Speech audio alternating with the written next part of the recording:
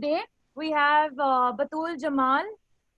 She's the fashion features editor. Hi, Batul. Thank you for joining us. Thank you for taking time out and spending some time with us at FAD. She's the fashion features editor at Harper's Bazaar. And now, just so that I kind of introduce her more formally, and so that everyone knows who Batul is and what she's going to share with us today. Batul is going to share with us on fashion journalism. So, Batul Jamal is a fashion journalist with over 10 years of experience at Elle, Femina, and Harper's Bazaar. She's currently the fashion features editor at Harper's Bazaar, India. Batul also has bylines in Vogue, Arts Illustrated, and Not Just a Label, and has lent editorial perspective to commercial brands ranging from Eka by Reena Singh to Mariko and Tata Clique. During her career, she has launched a range of fashion events, including the first Ethnic Designer of the Year contest at Femina and the Indian edition of the Harper's Bazaar Asia New Gen Fashion Awards 2019, a South Asia wide design competition. Besides being a fashion features editor, she's also been an assistant curator, researcher, and social media strategic planner. And this is her professional introduction, a little uh, about her personally. So I remember meeting Batul a while back actually at an event where she was talking about her work and introducing herself and speaking about her professional journey. And what I loved most about Batul is that even though she has worked with pretty much every fashion publication in India. That she has a background in history and that she's done her bachelor's in from the University of Warwick, and she has worked at the Dr. Bhaudaji Lal Museum in Baikunth. So, without spending any more time, I'd like to invite Batul to share with us her journey. As maybe we could start with Batul, if you could talk to us a little bit about your educational background and how you transitioned from your interest in history and how did you get into the fashion industry and as a editor. So if you could kind of talk to us a little bit about yourself. And I'll just share screen. I made a little PPT. Oh no, but then I can see my Word doc. Let me just share screen briefly and then I'll unshare it. Sure. So yeah, just to start, maybe I will tell everybody what is fashion features in case people don't know. Fashion features is basically any kind of text that goes in the magazine that's fashion related. So it might be an interview, it might be a profile of somebody, it might even be, say, if you have a fashion shoot, the text that goes with a fashion shoot that describes it. So the headline and an intro that kind of talks about the trends, you talk about the mood of a shoot and things like that. So that's basically what fashion features is, in case anyone was wondering. Then yes, Sonam was saying, I actually studied history. And if it's okay, I'm gonna just stop sharing this now, all right? Yeah. I started my career, I studied history for my bachelor's at the University of Warwick in England. I always was interested in fashion. Even while I studied history, I did 1 or 2 courses in the history of fashion because that was available where I was studying. I was really fortunate for that, to have that. And then after I graduated, I started interning. I interned at Vogue first and then at Elle. And then I was fortunate enough that at Elle, I got a full-time job. That's really the only way to begin working in fashion, really. You have to start with internships, you have to assist, you have to learn, and then eventually hope that someone will hire you. I actually started assisting in the fashion department as a fashion intern. So that was, sourcing, packing, helping out on photo shoots. But then I remember we lost a really expensive garment and that was really stressful. I couldn't think about paying for it. I mean, it didn't really, eventually they found it, but it just stressed me out too much. Also, I mean, as a history student, a lot of what I did was reading and writing and research. And that's really what I enjoyed. I enjoyed kind of looking at fashion in the context of the wider world, looking at how historical events reflect fashion, or how fashion has reflected historical events around us. So when I started writing, I really wanted to bring some of that kind of more holistic perspective to fashion. So I was lucky at the time. My editor, she used to let us, as an intern, we could do lots of things. And my editor, Nonita Kalra, she told me I was quite good at the writing and that I should be a fashion writer. So as a fashion writer, my job first entailed a lot of it. Actually, to start with, I was a features writer because you don't get to specialize until a little later in your career, perhaps. So as a features writer, I was writing various things from interviews, interviewing a young actor, interviewing a young musician, interviewing, designers, younger designers, and doing profiles and things, as well as kind of lots of fun, small, snippety text like news pages, show review. I mean, not show reviews. We don't do show reviews in magazines, but news pages or new launches. This was before social media was such a big thing. So magazines was still the place you went to find out about a new collection, to find out if someone was doing a new collaboration and things like that. And also when I was a student, I had applied, like right from when I finished my career, I wanted to, like the people I kind of idolized when I finished my studies were writers like Kathy Horn, Valerie Steele, who is a curator at the museum at FIT, I think. I might correct me. Or, Susie Menkes. Those are the people whose writing I really enjoyed, whose work I wanted to read. So after I finished graduating, I thought, okay, if I want to be like them, then what do I need to do? I need to start working at a magazine, basically. Yeah, and that was kind of how I started working in fashion. Any questions? Is this a good point to ask? Is there any questions? Yes, we actually do already have a couple of questions, and thank you for sharing your journey so far with us. In fact, something that I'd like to ask you is that you said that you would cover a lot of issues. Is there a significant interview or somebody who you spoke with that has had a lasting impression on your mind, like share with us? Really a lot. Sorry, Sonam, your voice is breaking. Could I ask you to say that again? Yes, absolutely. I'm just going to stop my video then. What I wanted to ask you is that you said that you used to do a lot of interviews, and I'm assuming that you spoke to a lot of interesting people while you were doing these interviews. Is there an interview that you thought was significant in your career and something that you can recollect and maybe share something with us today? I mean, I remember one of the first big interviews I got to do, like not just one page, 500 words, a bigger story, was with Tarun Tehliani. And that was really important for me because I got to go to his studio in Chhatarpur or Gurgaon in Delhi. I can't remember. It was new then. And that was, he's so articulate. He has so much to say. He has so much knowledge to share. And that was one interview I really kind of remember quite a bit, and also because it was the first big piece I wrote.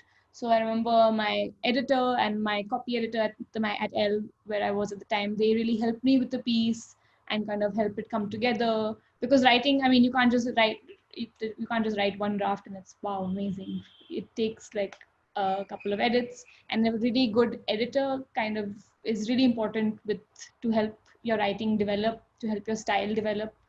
So that Tarun was someone, and I still get really excited to speak to him. He's got so much wisdom. Great. Thank you, Batul. We have a question from Kaniz Fatima. She says, hello, ma'am. I would like to ask you, what is your greatest strength in your role as a fashion journalist? I think it's the fact that I do a lot of research before I go into my interviews, which is really important. You can't, like, even if not just an interview, if you're going to meet somebody professionally in any capacity, you have to know your basics. You can't go to them and be like, tell me, sir, when did you do your first show? That's something you should already know. The point of meeting that person is to get something different out of them. So I do a lot of research before I do my interviews. I I try and make sure my questions are reflect that research in some way, so that I can get a more in-depth answer. Great, thank you, Batul. I think that's very important before you go and speak to somebody for an interview. Thank you for sharing that. I'd like to read out, and I'm sorry, just for the sake of time today, I won't be inviting you all to read out your questions.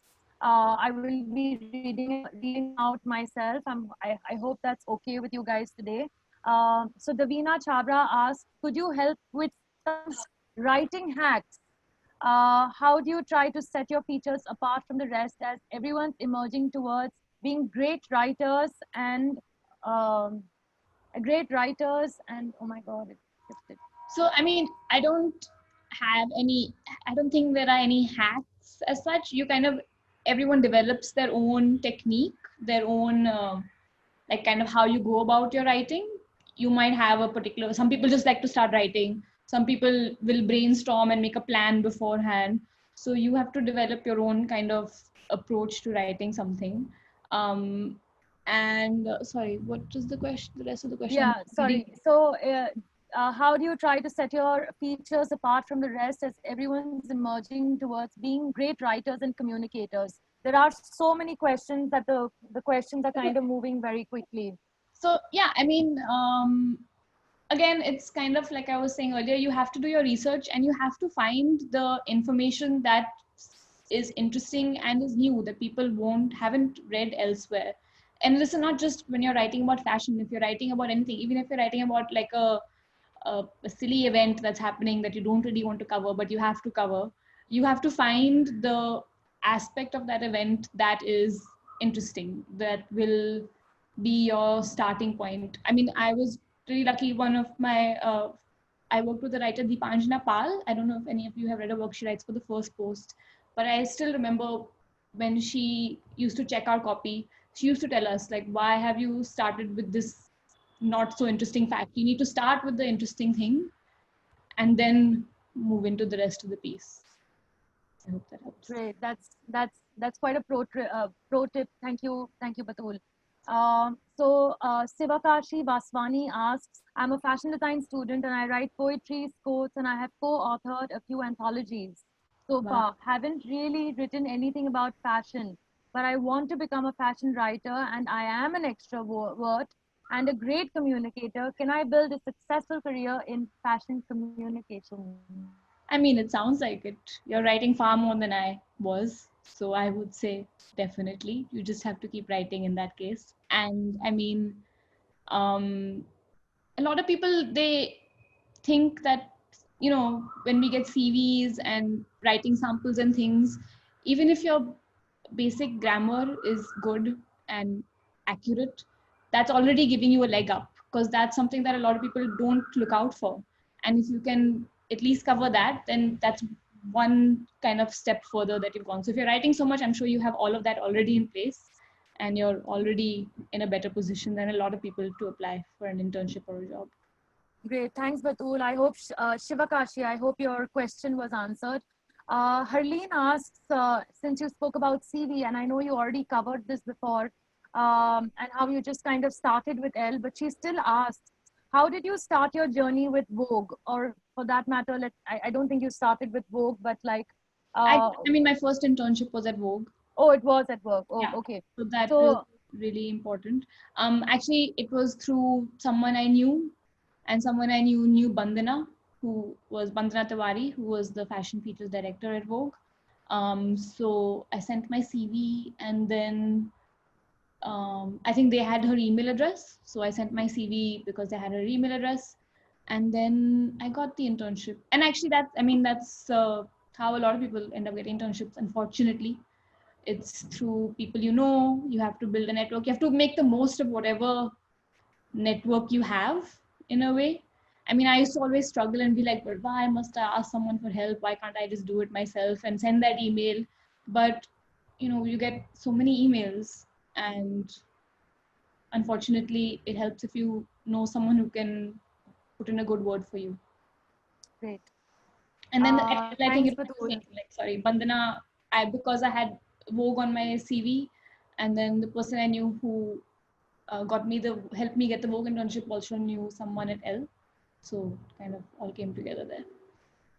Great. Thank you, Batul. Batul, would you like to go into the next section of your presentation, or Yes. should I continue? Because we have another maybe 10, 15 questions that I can kind of keep reading out for you. So I'm I just leave it to looking you. at the questions. Maybe, I mean, um, maybe we'll carry on, and then hopefully some of these questions will get kind of answered over the course of the Yeah, presentation.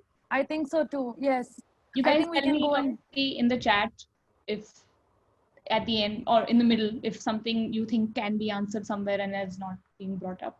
yeah, I think Batul, we can go into the next part of presentation. And I know what our students usually do is that if their questions aren't answers, they're quite relentless. They will ask the question again. So I know Okay, that no cool. question will get missed out. So no problem. Sounds good. So let me just share screen briefly. Uh, so actually, I mean, I put this slide here because it kind of brings together my interests in history and fashion.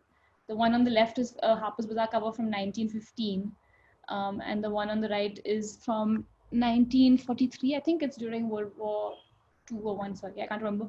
But I just thought it was interesting because the one on the left it kind of depicts an Indian type of figure, the guy in blue, and that reflects at the time there was so much like interest in Orientalist fashion, Indian-inspired fashion, Indian-inspired textiles, particularly, especially even though it was, I mean, Harper's Bazaar was being published in America.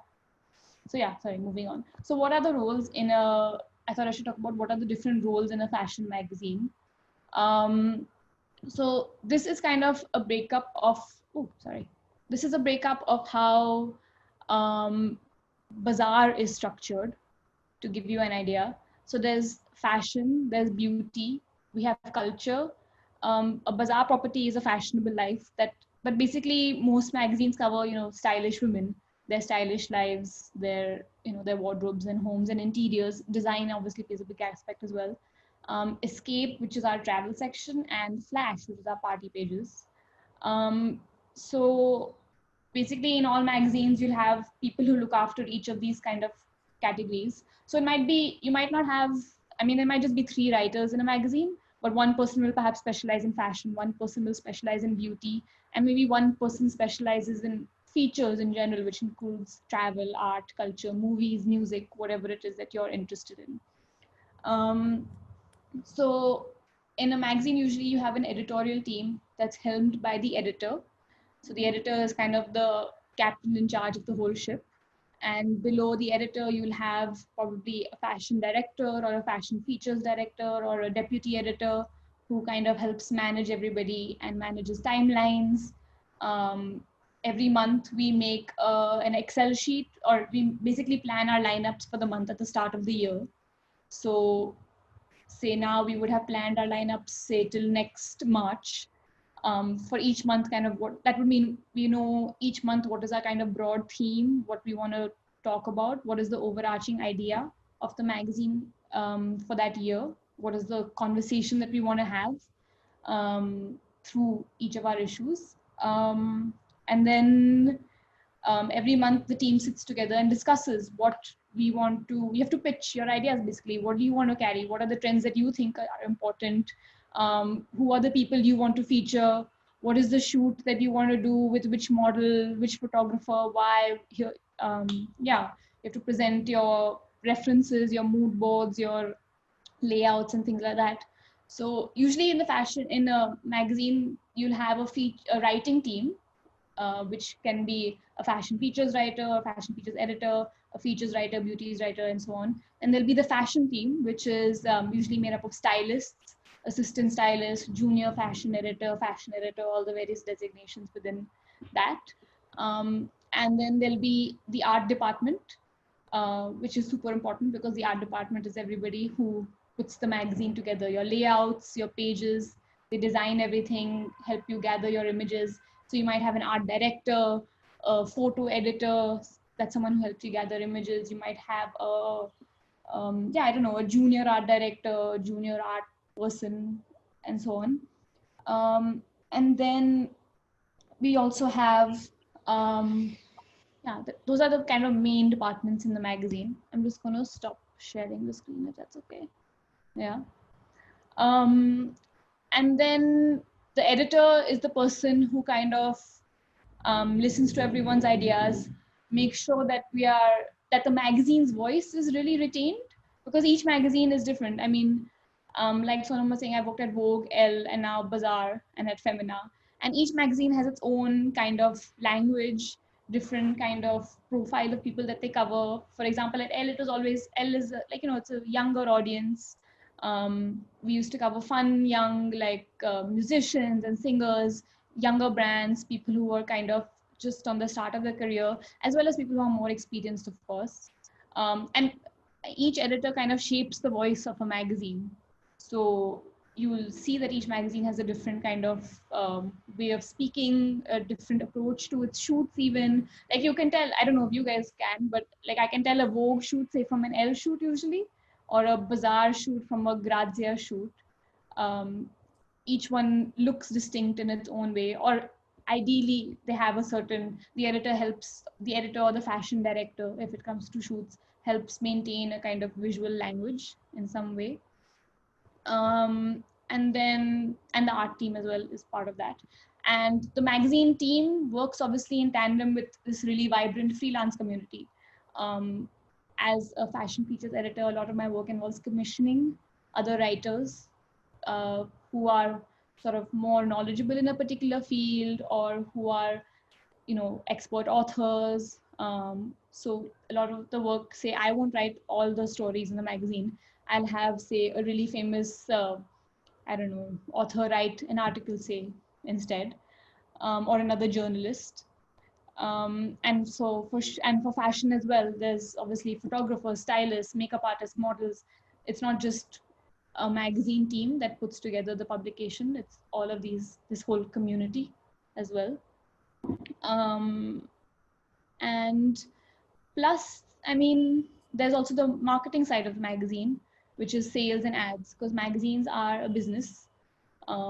They are driven, I mean, the one way that magazines survive is through advertising and through, commercial collaborations. So you have the sales and the ad sales team, or the marketing team, who helps bring in the money and make sure that, um, the kind of this whole ship is, people are getting paid. Yeah. Any questions here? Sonam, is this a good time to ask? Yes, it's always a good time to ask questions. A question for you, Batul, is that what, according to you, makes for a good fashion piece, a good fashion article, according to you? Article. Do you mean like an interview, or just like a trend piece? I don't know. I mean, it could be absolutely anything. Anything that what, according to you, is the quality of an article that is fresh, that's new, that's informative, that kind of leaves you thinking about something. So, I mean, it's like you said, it's all those things. If it's fresh, if it's new, if it's giving me some new information, if it's, giving me, if it's using language well, if someone writes well, obviously it's much nicer to read than if they don't write very well and they still have very good information. And well, I mean, obviously I know it's infuriatingly subjective. Right.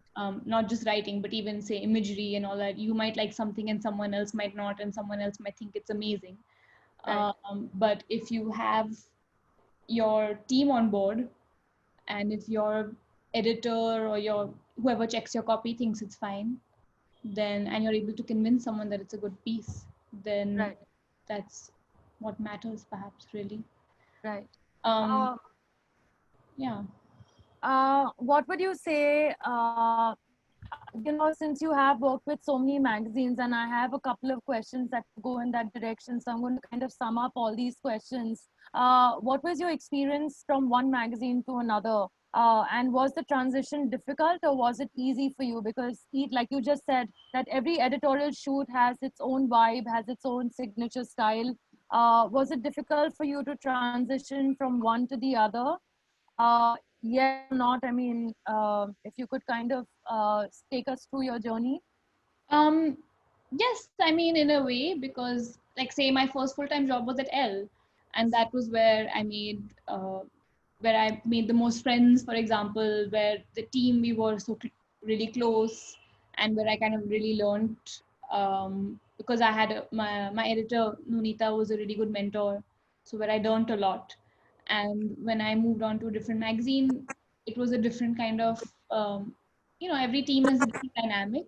You have to get used to it or not, up to you. um, and every team has different, every magazine has a different approach to what it covers. And I mean, if you're making that shift, then you probably have your reasons, and those reasons should hold up and make it easier for you, or make Right. it, yeah. I mean, like, say, for example, when I left Femina for Bazaar, because I wanted to focus more on fashion and focus more on fashion writing. And Right. yeah, that was it. And that is what I got when I moved to Bazaar. That's what I tried to ensure as well while I'm there. Okay. So Simran Kapoor has an interesting question. She says that what if a topic too controversial? How does the magazine deal with it? And how does Harper's? Let's talk about Harper's since you are at Harper's. How does Harper's take a stand on something that is controversial? So, I mean, I see there's one more question about, does fashion journalism have a different take in newspapers as opposed to magazines? Yeah. That kind of covers Yeah. this, because one thing that you'll notice in magazines perhaps is that we don't cover something negatively. If you don't like something, the editorial decision you're making is to not cover it. So if there's a certain trend or a certain designer whose work you don't like, you won't profile them, because I mean, a magazine is monthly. You have only There's 120 pages perhaps, out of which I have 25 pages at the most each month. I don't really want to spend those 25 pages talking about something that I don't like. I would rather use that platform that you have as a place where you can talk about things that are important to you, ideas that you support, movements that you support, designers that you support. Because I mean, the fashion industry, especially the young designers, they need a platform. That's what magazines provide, and you are there to provide that platform. So that is kind of how magazines navigate things. And also, magazines say, don't, for example, like, what kind of fashion features content is there? We don't do show reviews, right? Like Right. every fashion shows and things like that. Magazines don't do show reviews, because again, it's not like a newspaper. A newspaper comes out during fashion week, every alternate day, so they will write a show review. Right. Whereas a magazine does not. So therefore, I'm not going to write a bad, like, say that this fashion show, I didn't enjoy it, because my issue is going to come out at the end of the month after fashion week, and I'd rather talk about the trends that I saw emerging that were interesting, and yeah, and that need to be discussed.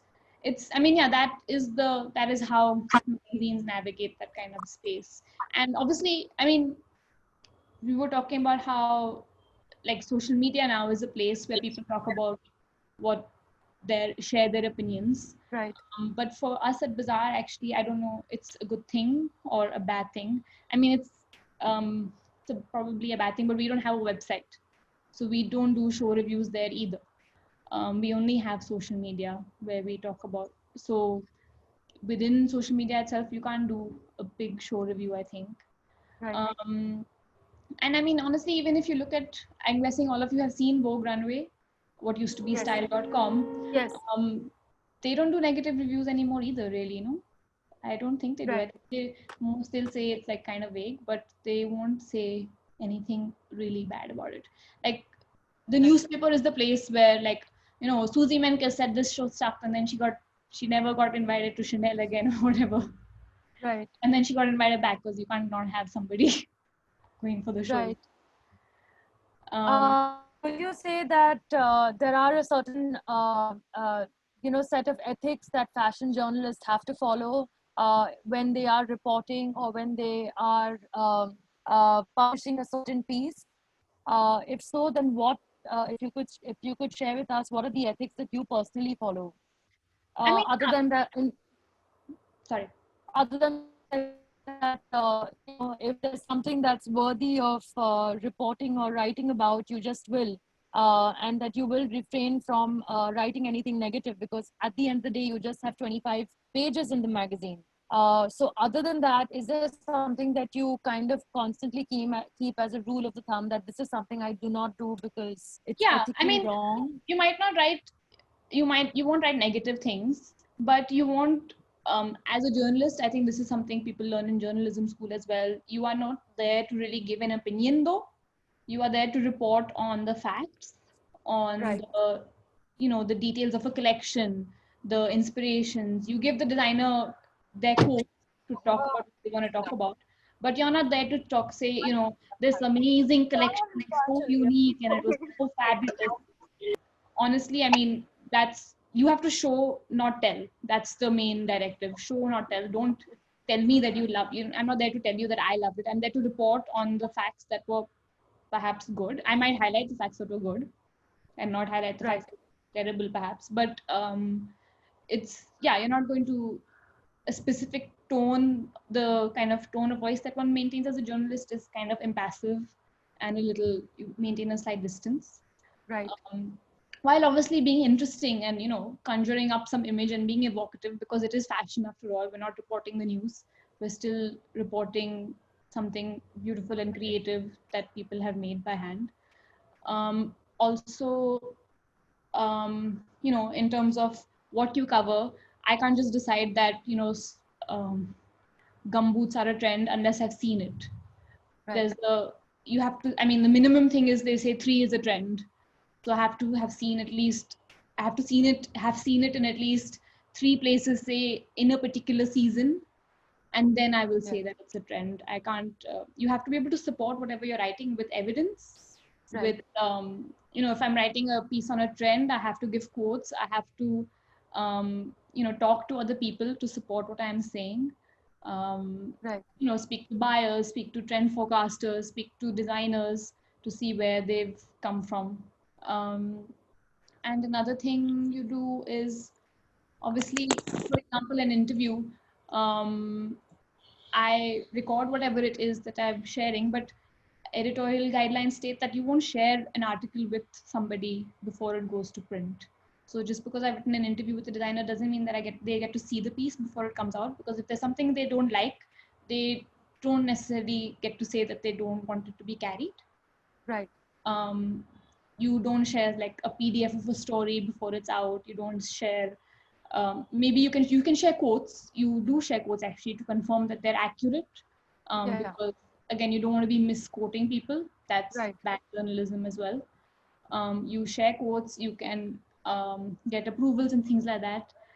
But there is like kind of a balance you have to maintain between getting an okay and getting, and then you get someone and someone says, I need to see the whole piece. I need to see everything. I need to see how much space I'm getting. I need to see how much coverage I'm getting. You might not be able to share that. You might not be able to commit that. That's something that, that depends on a case to case situation. Great. Thank you. Batul, do we have time for more questions before you go into the next section? Um, Or can I ask you? yeah. Okay, let's ask. I'm just. Okay, great. Hmm. Uh, so I'm kind of also reading all the questions while I'm kind of trying to choose the one that kind of sits in best with the section that we just covered. Um, so Shrestha Bhattacharya asks, how can one stylist work on getting featured in a magazine? Would love to have some advice. Another student asked, Aditya Singh asked, who are designer. I think what he means to ask is that how do you choose designer clothes to get featured in the magazine, or do you ask for the designer for the clothes? So if you can explain that dynamic of how I the mean, sourcing for the editorials or for the photo shoots happen. so I mean, as a fashion journalist or a stylist or whatever, your job is also, again, because it's a news platform, it's your job to be aware. to be in the know about what people are creating, what are new collections, what are the shows. People come to me when they're like, oh, I want to find this, where can I buy it? Or in my family, I'm known as the person for some reason who knows where all the restaurants are and all that, but that's because I used to do like reviews for restaurants at some point. So you have to be in the know. That's your kind of uh, role as a stylist and all that. So you have to know who are all the new designers, whether it's stalking on social media. I mean, I find all my new designers now on Instagram because everybody has an Instagram account, or whether it's fashion week or just talking to people. And if you like something, then you ask them for their clothes, or you ask them for a quote if it's an interview. A lot of people obviously have, PR people, or people find email addresses and they'll email you and say, here's my collection. And if it's nice and it stands out, then perhaps it will get featured. All you can do is share that what you have made, or what you've created as a designer. And if it's interesting, if it has a unique voice, if it's presenting something new, then it will probably get featured. It's tough, but obviously in magazines, as an Indian magazine, we like at Harper's Bazaar, we try and cover as much young Indian talent as we can. Great. Thank you, Batul. Batul, the industry is changing very dynamically, and the industry has been evolving and changing in the last 10 years. I'm saying 10 years because you've been in the industry for 10 years. What have been the most significant changes that you have seen in the last 10 years? Whether it is working with a fashion publication, or simply what according to you have been the most significant changes? Um, well, obviously social media, I would Yes. say, digital content, because that's really kind of changed the role of magazines. Because like now, you don't need to pick up a magazine to get the latest news as you used to at one point. The magazine is kind of the place you come to for a more in-depth, perhaps more thought-out perspective. We at Bazaar, we talk about it as, the magazine has to now be like a coffee table book, something that you'll keep, something that you'll preserve for ideas. That this actually goes nicely, I guess, into my next point about print versus digital. Um, I don't know, do you guys still pick up magazines? Do you still buy magazines? Because I still do. I might not, the difference might be though that like now I won't necessarily buy a magazine that is giving me information that I already get online. Like I might not buy a Vogue, but I will buy like my favorite magazine is T magazine, or like you know, I don't know what else, Dazed or something like that. Yeah. Because those are kind of like, those are a little more niche in a way. They have their own voice. They're a little more kind of specific. And so they feel a bit more special. They feel like, I've got this lovely thing and I want a print copy of it. Like I want to be able to look through its pages. I appreciate the shoots. I want to see them in my hand. But you guys obviously tell me if that's not something that's happening so much. Um, so yeah, so then in a magazine, then you have to kind of think about what you cover in that way. So I might not cover a new collection, but I might cover the fact that there are three designers actually doing a similar kind of themes during the collection, and maybe that's a topic worth discussing. Or I won't cover every sustainable collection, but I'll cover like the movement of sustainability as a whole in a different way. I might cover all the people who are doing alternative materials, like people working with interesting fabrics or different leathers, because that's a big trend. Yeah. um, and also magazines are the place to go to for for beautiful visuals, beautiful essays. Some of the biggest writers and artists of our time have contributed to magazines. So whether it's like Evelyn Waugh or Truman Capote, or now Subodh Gupta, or Yeah. another writer, they contribute to magazines. So it feels kind of special to have that work with you. And there's so many. Yeah, that's kind of, I would say, is the main difference. Right. Thank you, Batul. I think a lot of students are asking about what changes do you see in the print fashion journalism after lockdown? Question by Udisha Dwivedi. And then there's another question by Bahar Pal. She asks, do you think in the coming years digitalization will lead to the extinction of print media? Since a lot of magazines such as Teen, Vogue, and Glamour have already stopped printing. And I think Then again, another question by Manya Kumar. Do you think, again, I think on the same lines. So if you could kind of talk about that, or maybe we could head to the next section where you could cover that as well. yeah, I mean, it's really it's a tough time now. Even W Magazine, that's another one that's told most of its staff to leave recently. It's a tough time because, like I was talking about earlier, magazines are a business, and if people aren't putting ads in magazines, like if Dior or a Chanel is not able to spend on an ad in a magazine, then the magazine can't really publish in print or online really.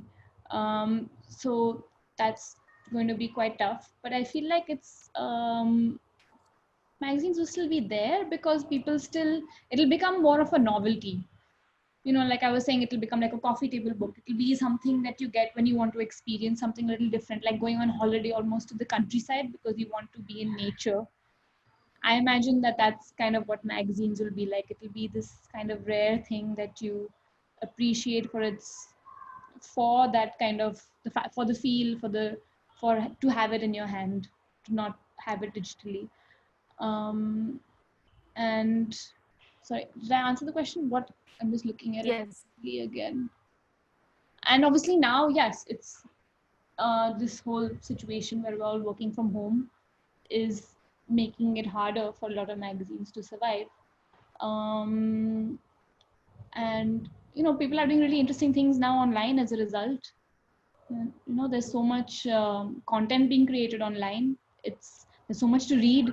There's so many nice images. There's so many beautiful photo essays. um, I think it's forced people to kind of be more creative in that respect. My editor keeps talking about how it kind of reminds her of when she was first the editor of Elle so many years ago, because then they used to have to do shoots with like limited resources and limited money. And I mean, I don't want to kind of idealize it. It's not an ideal situation, but it is forcing people to be more creative. And at least, like, say for us at Bazaar, since we don't have a website, we don't have a digital team and all of that, it's just me and say my colleague who do a lot of the digital content. It kind of forces everyone to be more involved in online content, which is a skill perhaps that we all really need right now. We should all be able to work online in some way. Sorry, there's a dog losing. Yeah, we should all be kind of be adept enough at, you know, working on different platforms, doing different things. It's not good to be kind of stuck working in one particular way. You have to be nimble. A lot of, I mean, I don't know, I'm guessing you guys are reading online now what's being said about, say, how do brands survive, how do magazines survive, and a lot of it is saying that, people have to be very kind of agile, very open to change, be open to looking at different models of working. And maybe this will reveal, I don't know if this will reveal any kind of new models of working. Anyway, a lot of the brands have said they're not going to do shows and that they're going to look at different ways of presenting their collections. So that might be interesting to see what are those different ways that people present their collections. I know Xenia has already said that they're going to do something digitally. So yeah, that's my take on it. But obviously, it's going to keep changing. We'll have to see how it pans out. Great. Batul, since you kind of have a bird's eye view of what the fashion industry looks like in India and globally, this is a question. This is a personal question. What, according to you, is the future of fashion, not only in terms of the product output, but in terms of the industry as a whole? What, according to you, is the future of the industry, uh, the garment, the fashion industry? I don't know. I mean, you mean because of what's happening right now? Yes, Yeah. absolutely. I mean, I think people will always like clothes. They will always want nice things, novel things that make them excited. Um, have you seen all those? There's so many of these online costume parties happening now where people dress up Yes. online just with what they have. And I feel like kind of proving that, even if we're at home, people still enjoy fashion for something. Right. So we might have to, I mean, I don't know if anything will actually change, that we have to see, but it might, I think people will still want to shop. They'll still want to buy nice clothes. Maybe they'll just be a little bit more careful about it. Maybe they won't want to buy everything. Maybe they'll only want to buy one nice thing.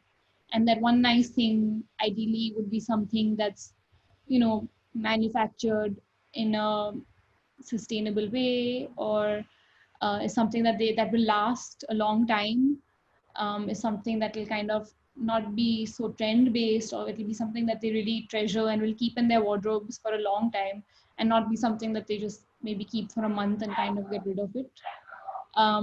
Again, this is all speculation, but I did read an online report recently that said, another change that's happening is that, people won't have as much money to spend, so that will really kind of affect what they'll be looking at. But I don't know. Big brands will always still make nice clothes, and they'll still do shows, and they're big brands. That's what identifies them. Great. Milind Doshi has asked a very sweet question. Actually, he says, "Hi Batul. Given the pandemic, magazines across the continent are putting together digital issues by working from home. Can you tell us how the team is managing at Bazaar, considering it only has social media handles and not a website? What is the process currently?" Yeah. Let me share screen. I had a slide on that. 1 second. I just one picture, but oh shit, no, 1 second. How do I look here? So we as Bazaar, because we have our social media handles, and everyone is online consuming content, so we do have to create more content for social media. So we've done, everyone's done a FaceTime shoot. We did a FaceTime shoot, of course, here on the left. We did, digital covers with various celebrities who photographed themselves at home, either on their own or with help of whoever they were with. We've done IG live conversations with fashion designers in the industry, or just people in the industry, to kind of find out how they're feeling, or how kind of the situation has impacted how their businesses are running. We're launching a new series called Bazaar at Work, where we ask women to talk about, like, women kind of entrepreneurs, or women who've started their own businesses, or who are authors, or kind of just thought leaders in some way, to talk about how work has changed for them, what is their advice for how to navigate this new landscape, what are kind of lessons that they've learned that help them build their business. Because that's kind of what people, I feel like online now, people are feeling like they want either something that's really funny, and that's why there's so many memes, really funny, really interesting, or something that's really useful. So we try and provide a mix of that kind of really useful content that people can relate to, that people can learn from, or people can really, take away, like something that they can take away in some way, or we try and provide just fun as well. So yeah.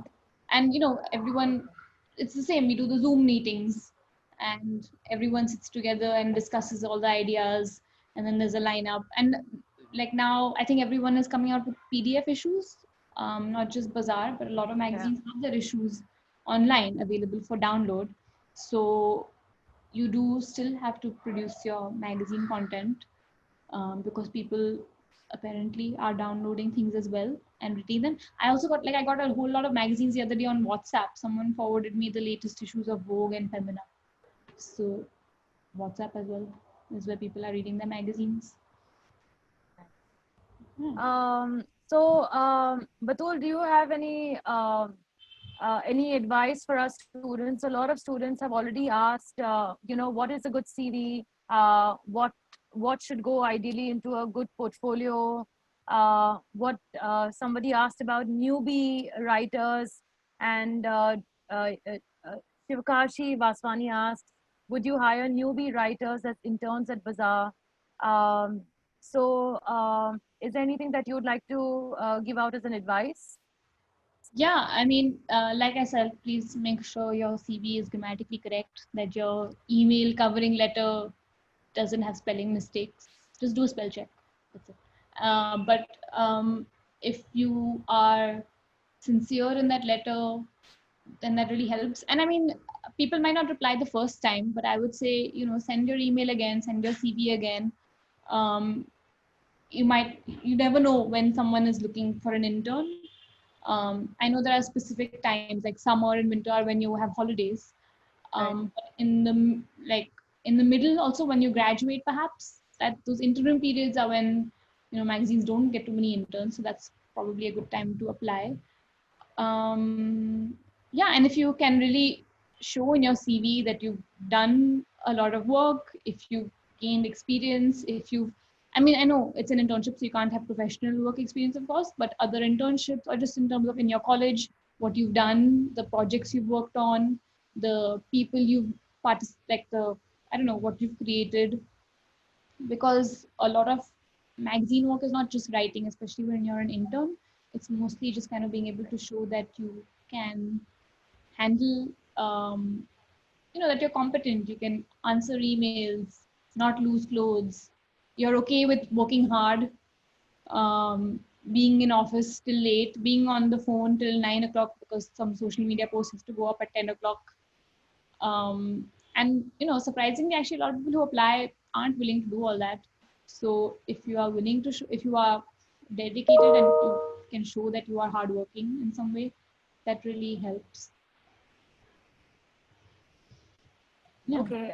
There's a question by Naba Malika. She asks, how does the fashion retain its voice while sometimes sales and advertisements could take up an upper hand in publishing the content?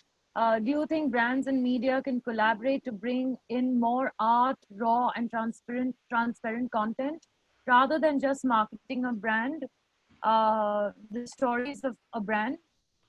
Yeah, I mean, all magazines have a ratio that they have to maintain between advertising and editorial content. So I don't know, it might be say 40 advertising, 60 editorial or whatever. But if I know a lot of magazines you open and then all the ads come in the front and it seems like, oh, there's nothing inside because all those ads have to flip through in the beginning. But that ratio kind of always has to be there. So it can't just be advertising. There does have to be editorial content to support all of it.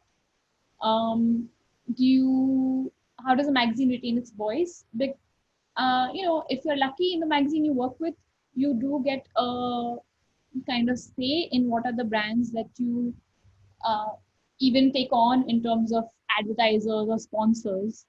um, Obviously, like say right now, I don't know if someone would say no to a sponsor if it came to them, but a lot of the time you might get a brief, and if it doesn't fit with the general tone of the language of the magazine, like say if a brand came to Bazaar that wasn't someone that we would feature in Bazaar, maybe we wouldn't take it on as an advertiser. It depends on a, again, case to case situation, how much money is involved, how much you know how much editorial, as an editorial team, you usually have a say in what you can do for that brand, and if it's not strong enough, then maybe that won't go through. Um, the editor also is really important in that respect, because your editor is the person who kind of navigates that landscape a lot of the time, who is the kind of go between sales and marketing and editorial, who makes sure that a magazine has a strong editorial voice while being able to, make money, pay its staff, print, and all of that. Um, do you think brands and media can collaborate to bring in more art, raw, and transparent content? Yeah, I mean, in an ideal world, a situation will work out where you have a brand and a magazine that have that are totally in sync in terms of what they want to create together, what they want to collaborate on, um, and those things do kind of happen. I mean, a lot of the time, say, for example, at Bazaar, we have this ongoing series called Women We Love, and then I think the last 2 years, Coach has been one of the brands that has come on board with us for the Women We Love series. So it's already a kind of series that we do internationally as well, I think. So it's our chance to kind of feature women who we think have been really thought leaders through the year. And with Coach, we do this year, I think we did an event where we, did a shoot, where we did a shoot with the women we love. And then we did an event where we got some of those women to speak at a panel discussion, talking about kind of what they do in their respective fields. So that's a kind of collaboration that works out because it was Coach wanted to do something on Women's Day. So that whole thing kind of fit together really well. Or for example, as a Bazaar is a luxury magazine. So if a luxury brand comes to you and say they want to do a collaboration of some sort, like say if Louis Vuitton wants to talk about its, bespoke gifting service, and they want to do an event where they invite, the really fancy ladies to come and talk about the bespoke gifting service. So that kind of makes sense because Bazaar is a luxury magazine, and Louis Vuitton makes sense. It makes sense for LV to come to Bazaar, for example. Great. Batul, when you are writing an article or when you're writing a fashion piece, you personally as a fashion journalist, what is it that excites you? So what are the things that you are inspired by? What is it that you seek from the environment, from shows, from trends, from designers that you usually like to write about? I mean, uh, I've tried to make it one of my focuses to talk about sustainability, to talk about younger brands that I think are creating in a sustainable way. So that is something that's exciting to me if it's interesting. Um, and I mean, as a writer, as someone who's interested in fashion, you there's no like you can't just be interested in fashion. There is a whole world out there, and you kind of have to show that interest in everything, reflect in what you do. So Right. as a writer, I might really, be profiling a certain designer, but I'm interested in various other things, and those other things are really where the conversation comes alive. Say if you're interviewing somebody or profiling some like a designer, for example. I mean, if someone's making a new collection, they're not just looking at what other fashion brands are doing. It's when you're creating a collection, you have a mood board which looks at so much else. You're Right. reflecting what's there in the world, and that Right. really where inspiration comes from, I think. Right. So that's kind of quite important, I think, to not be so narrow-minded about your approach to fashion. You have to be a Right. little open to taking influences from elsewhere. Read a lot, write a lot, watch movies. And like I know stylists, say for example, who really love movies, and so a lot of their shoot inspirations come from movies. Or someone who's really interested in music, and then if they saw a music video they really like, and then that was something they wanted to do in their fashion shoot. Right. Whatever it is that you're interested in, that kind of really comes through in your writing or styling or whatever it is. Right. So I'm kind of happy you said that, Batul, because even as fashion designers, it's so important to kind of constantly be aware, keep your eyes open of all the things that are other than what you see on the runways and trends that are of course, it's important to know what is trending and what's the trend and what's not. But it's also so important to kind of keep your eyes open with like new good cinema and books, good music. So it kind of brings me to a question that a student sent me earlier. What is it that you're reading right now? what am I reading right now? Yeah. Actually reading this book by this writer called Rosalind DeMello, Handbook for My Lover. And I'm reading this graphic novel called Footnotes in Gaza by Joe Sacco. Okay. So that's what I'm reading right now. Okay. Would you recommend a book to our students currently or something? I have to finish it. I'll see. But I would recommend the graphic novel Footnotes in Gaza. That's been really nice. Okay. And yeah, I would recommend that. Great. We have one more question by Millen again. Mhm. Uh, he asks, I have I have had editorial stints with Verve, Vogue, GQ, and other publications in the past, mostly with fashion, mostly within the fashion department. I'm looking to further this experience and would love for you to help me with an email address at Bazaar, and I could where I could send my CV, cover letter, and portfolio too. Is it possible for you to share a contact that our students could write to?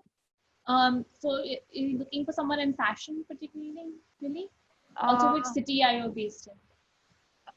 let's say that most of our students are in Bombay, and if they need a foot in the door at Harper's Bazaar, how do they kind of send in their work? They can write to me. I can give my email address in the chat. Oh, that'd be really fantastic. Thank you, Yeah, Batul. there you go.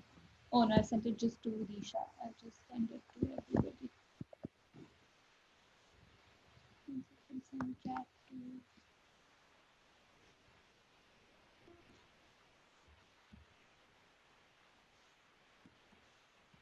This is really amazing, Batul. And I just like to tell you guys, everyone who's on the chat, it's very difficult to get an email address like that. I know when I was a fashion student, just an email address is. I mean, Batul, you can kind of second me on this. Just to get a foot in the door is not something that everyone has access to. So if you'll really have, if you all are really interested, please write into Batul. And thank you so much, Batul, for sharing your email address with Oh, us that's today. okay. We have a really arduous pre-interview form, so that's a lot of that deters a lot of people to start with. So, Okay, just warning you, it's many pages.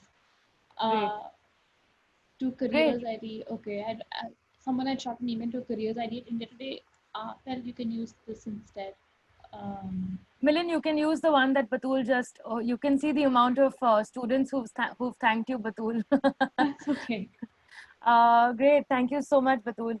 Um, okay, any other questions that you all would like to ask Batul before we kind of end the masterclass? So Is Srishti there has asked, can you explain a bit what does your everyday work look like? So should I Okay. give a Yes, bit of that? please. Of course. Yes, please, I Batul. don't know if I covered it or not enough, but I mean, as a writer, sorry, Millie, this Millie is a she. Uh, but I mean, as an editor, like on some days, I will be fleshing out an idea. If I have a particular story that I want to cover, I might spend my time researching and trying to build it into a big story, making lists of names, people to feature, and things like that. Some days might go into like just emailing people, commissioning stories, writing to people to be featured, scoping, just sending 100 emails. That might be a day. Some days, if I'm lucky, are writing days where I have a story where I have to research or write, or unfortunately transcribe, which is not fun. Um, Yes. and I mean, every day is kind of different, honestly, because it depends on what is, say, on my to-do list for that day. But the main roles are kind of commissioning, writing, and then also um, a lot of, I mean, running a magazine is a lot of kind of general admin work. I don't know, not admin work, but kind of, liaising with your team, getting a creative approved, getting a like if someone has made a page of text, if someone, like if I've written a piece, making sure it's on the PDF, it's on the page, that everything looks good, getting it edited, editing copy, checking layouts, obviously. Um, you know, that's one of the first, in a magazine, obviously a big time is spent reading pages, checking the pages, proofing them, marking corrections, making changes. We have quite a rigorous process. At most magazines have a process, like someone might write something, then it goes to a copy editor, or in this case I'm an editor, so I will edit something, and then it'll go to someone else for editing, and then it'll go to the design team for layout, and I will submit it with the images, then it'll get laid out, then it gets read again by someone else, and it gets proofed again by someone else, and then only then is the pay, and then your editor will check it once perhaps and say it's terrible, let's change everything. Then you change everything, the whole layout will change, start again. And yeah, so that is obviously the main kind of job. But then there's also, I mean, if we do events, say I do a lot of events, a lot of guest listing, a lot of organizing of events, say we're having an event with a brand or just on our own. or if we have a big property in some way that we're kind of um, doing at a certain point. So like Sona mentioned, I did like various design competitions. So, emailing people, organizing the event, getting a location, organizing a space, bartering for the location, um, making sure there's a makeup. I'm not a stylist, but I'll organize a lot of my own shoots. For example, if I want a shoot to accompany a piece that I'm doing, I might be doing the shoot production, and then I might have to go on the. So that means organizing the photographer, hair, makeup, whatever. Maybe I'll go on the shoot and I'll spend a day there to make sure it looks like what I want it to look like, or I leave that to the stylist. It depends. Yeah. So it's Great. quite different on each day. Thank you, Batul. There's a question by Vinil Chabra. He says, "Hello, Batul. I would like to ask if someone wants to start their own reading online platforms. How does one start?" Sorry, what do you mean? Reading online platforms? Can you I think clarify? I think what he means to say is that maybe a blog, or if he kind of wants to put himself out there. I think most students would want to ask that.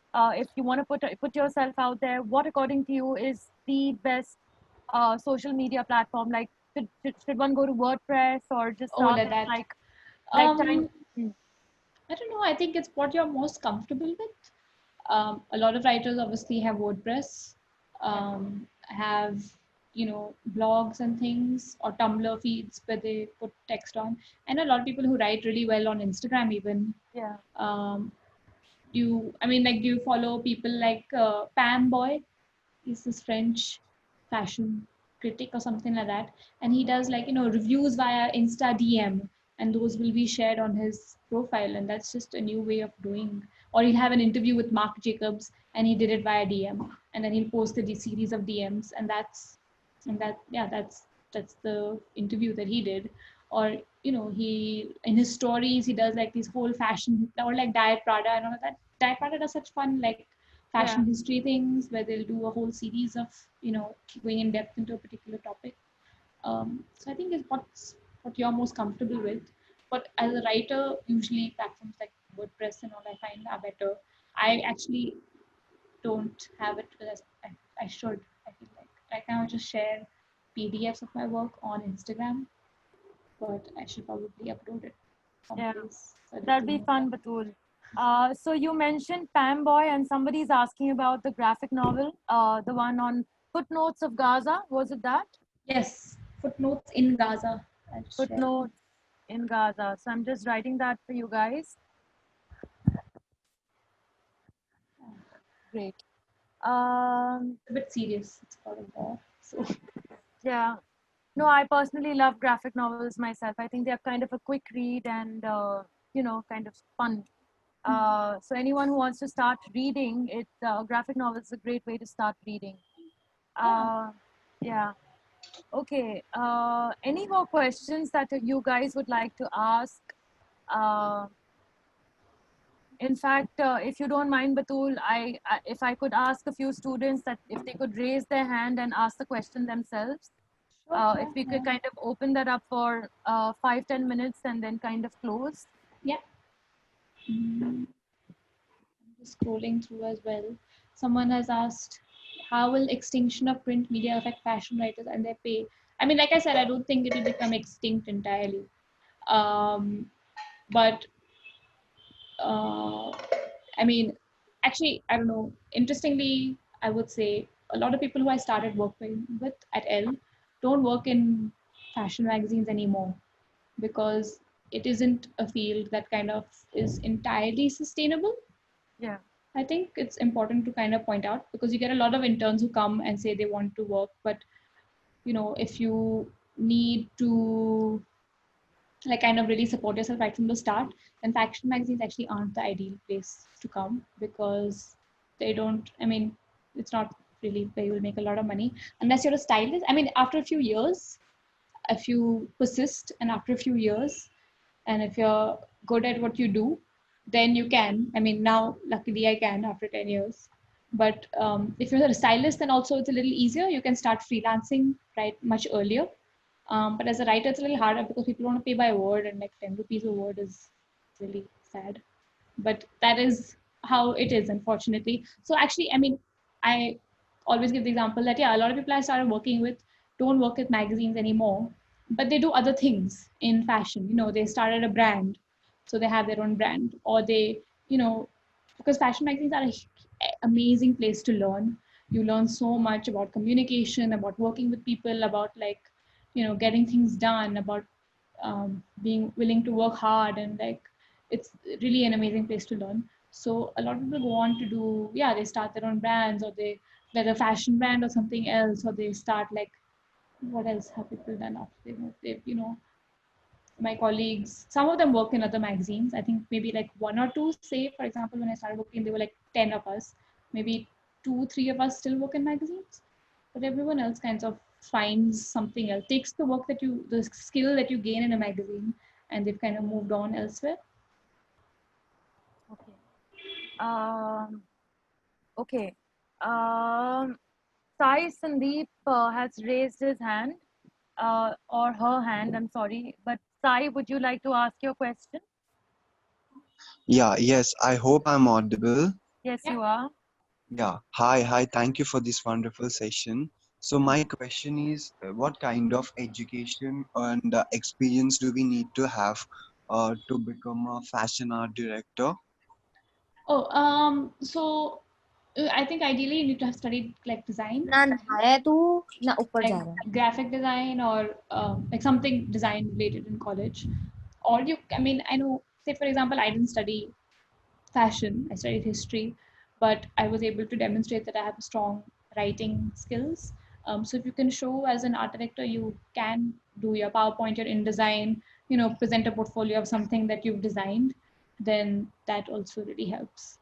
But most art people we get have some sort of background in design, like whether it's graphic design or I don't know, the various fields within design as a sphere.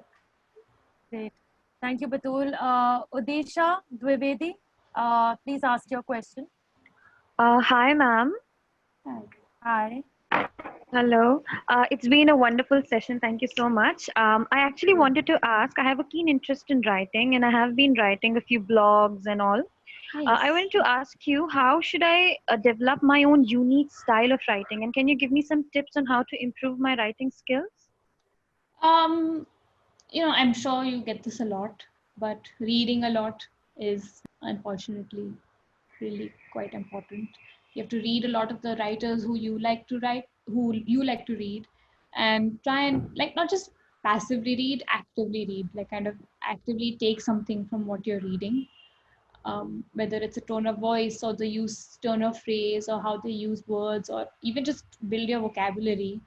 I think that's really important. And if at some point, if you keep writing, you'll have an editor who will help you shape the way you write, and that will help as well. Really, I think, yeah, you have to read a lot and just keep trying to kind of emulate what you're reading. Thank you, ma'am. Great. Manya Kumar, you had raised your hand. Do you still want to ask the question, or was it similar to Udisha's? Hello. Hi, Manya. Hi. Thank you for such a great session. It was lovely. Thank you. So I just wanted to ask you, like, as being a fashion designing student, so we have to create our own fashion vocabulary, and while uploading our work somewhere, we have to use creative words, like, as we are of a creative field. So what are your tips for designers? Like, how can we be more creative in terms of uploading our work?